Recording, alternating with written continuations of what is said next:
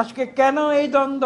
প্রশ্ন এসেছে পিয়ার নিয়ে। পিয়ার অবশ্যই পিয়ার হতে পারে, পিয়ার হওয়াটা বা না হওয়াটা কোনো বড় কথা নয়, কিন্তু পিয়ারকে ইস্যু করে বাংলাদেশের মানুষের যে গণতন্ত্রের আকাঙ্ক্ষা, সেই গণতন্ত্রের আকাঙ্ক্ষাতে যদি কেউ দ্বন্দ্ব সৃষ্টি করে, আমি বলবো তারা বাংলাদেশের আদর্শে বিশ্বাস করে,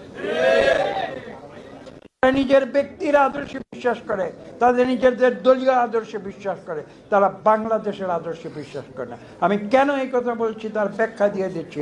আমাদের প্রতিষ্ঠাতা সভাপতি শহীদ প্রেসিডেন্ট জিয়া রহমান বাংলাদেশের স্বাধীনতার ঘোষক, সম্মুখ সমর করে যুদ্ধ করেছেন, শত্রুকে পরাজিত করেছেন, বীর বিক্রম উপাধি নিয়েছেন। বাংলাদেশের জনগণ ভালোবেসে তাকে বীর বিক্রম উপাধি দিয়েছে, বীর উত্তম উপাধি দিয়েছে।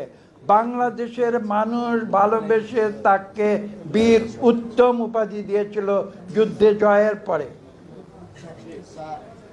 এবং এটা ছিল মুক্তিযোদ্ধাদের জন্য সর্বোচ্চ অ্যাওয়ার্ড, বীর উত্তম।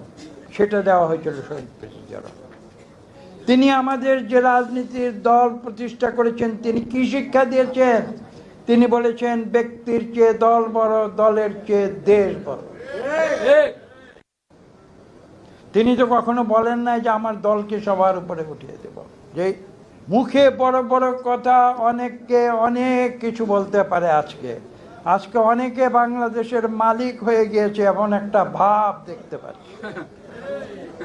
রাজপথে আসুন।